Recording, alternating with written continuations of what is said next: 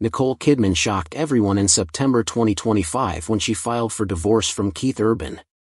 The news came out of nowhere. Just a few months before, they had been smiling together at red carpet events, looking like the perfect couple.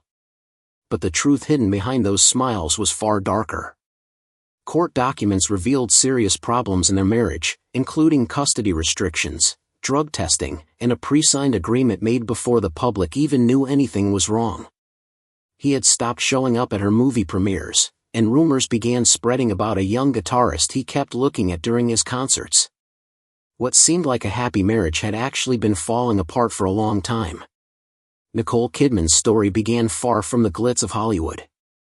She was born on June 20, 1967, in Honolulu, Hawaii. Her father, Anthony, was doing research on breast cancer, and her mother, Janelle, worked as a nursing instructor. They named her Hokulani, which means heavenly star. The name came from a baby elephant born at the Honolulu Zoo that same day, and Nicole's parents thought it suited her. Only 3 months later, the family moved to Washington, D.C., where her father worked at the National Institute of Mental Health.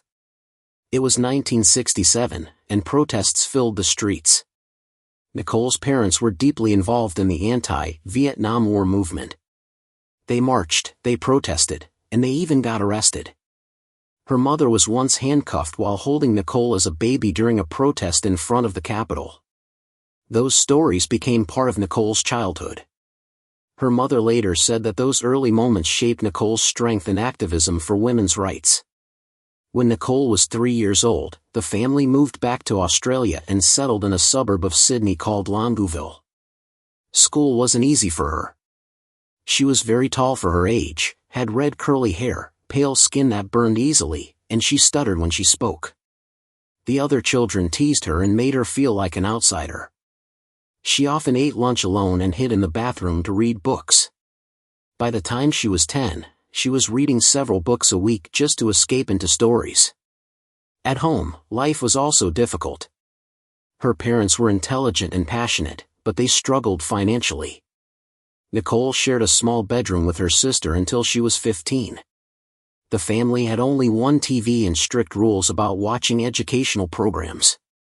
Summers were hot, and they didn't have air conditioning. Nicole started working when she was just 12, cleaning her aunt's clinic so she could pay for ballet shoes. She had loved performing ever since she saw The Wizard of Oz at 4 years old. She joined the Australian Ballet School's junior program and trained for years. Her teachers said she had perfect rhythm and grace, but when she grew too tall, almost 6 feet by 16, she was told she couldn't be a professional dancer. It was heartbreaking. She gave up ballet and turned to acting instead. Around that time, her father became involved in controversial therapy work in Australia. He was accused of practicing methods that harmed patients, and when 3 people from his seminars died by suicide, an investigation followed. Nicole was filming in the U.S. when the news came out, and she never spoke about it publicly. Her father passed away in 2014, leaving many questions unanswered. Nicole started studying acting seriously at 13. She joined the Phillip Street Theater, where she met another future star, Naomi Watts. They became close friends, auditioning together and facing rejection after rejection. When she was 17, her mother was diagnosed with breast cancer. Nicole quit school to help care for her, working as a massage therapist to pay bills while taking acting classes at night.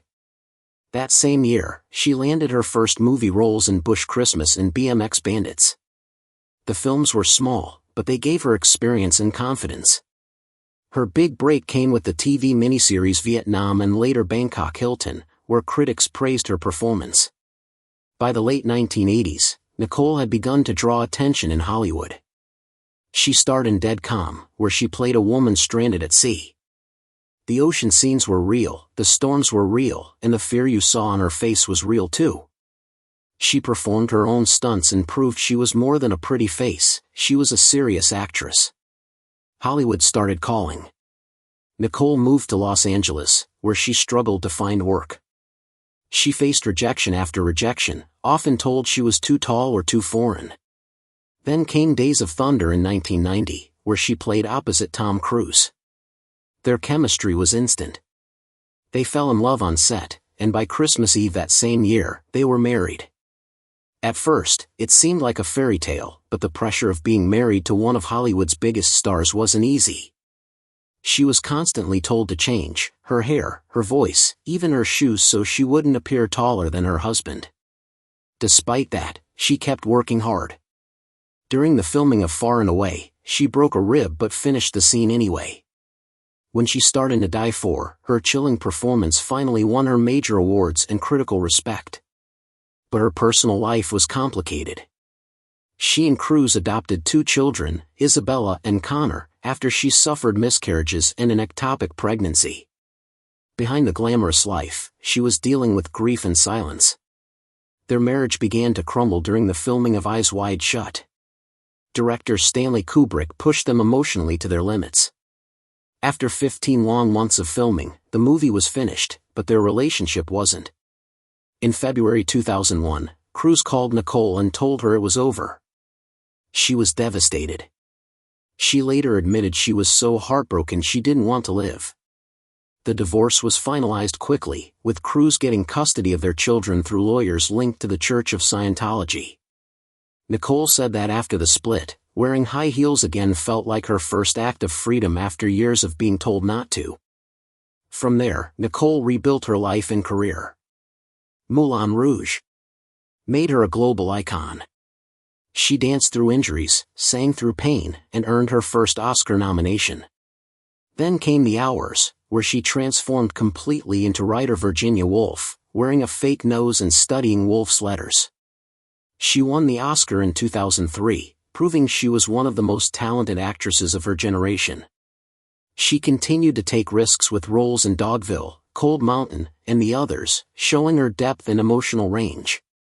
Even in movies that didn't do well, she worked tirelessly, earning respect as one of the most dedicated performers in the industry. Nicole's personal life took a turn in 2005 when she met Australian country singer Keith Urban at an event.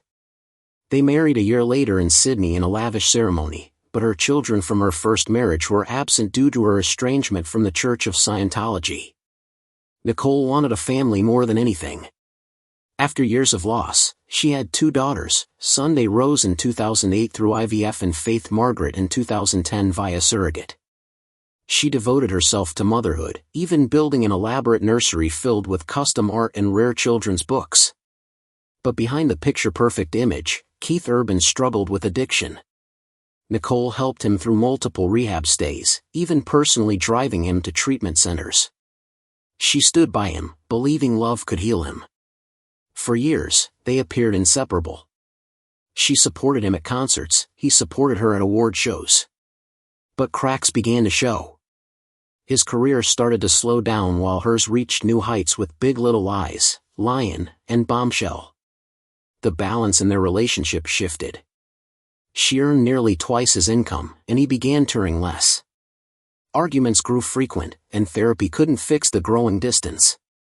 By 2024, Urban stopped appearing at her film premieres. When she promoted her hit movie Baby Girl, he was nowhere to be seen. At concerts, he changed the lyrics of songs that once mentioned her and began dedicating them to others. Fans noticed, and rumors swirled about a young guitarist he seemed unusually close to. In September 2025, Nicole finally made the painful decision to file for divorce in Nashville. The case revealed that Urban had already moved out months earlier and that they had signed a private parenting plan before the news became public. Nicole was granted primary custody of their daughters, 306 days a year, while Urban got limited visitation and mandatory drug testing. The property division was immense. He kept their Tennessee estate, while she retained their Australian and Beverly Hills homes. They even divided airline miles and valuable guitars. After nearly 2 decades of marriage, their combined fortune of $250 million was being split apart. When Urban appeared on stage in October without his wedding ring, fans knew it was truly over. He bought a new bachelor home and surrounded himself with younger bandmates. Meanwhile, Nicole stayed calm in public. Days after the filing, she appeared at a Chanel runway show in Paris with her daughters, holding their hands and smiling despite her heartbreak. Her outfit made headlines, with people calling it her divorce debut. In interviews, she admitted that she felt completely broken but was determined to heal. "Time heals," she said softly, "but only if you face the pain." She focused on her daughters and her work.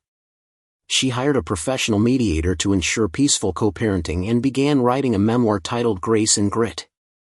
Publishers were already offering millions for it.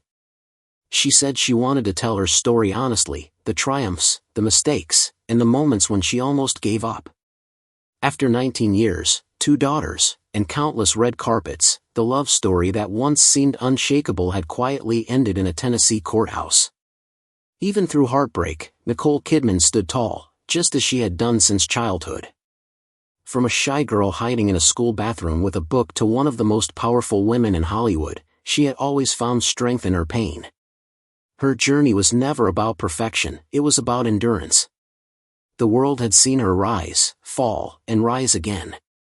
And now, once more, she was standing in the light on her own terms, ready to begin again, proving that no matter how many times life knocks her down, Nicole Kidman will always find a way to shine.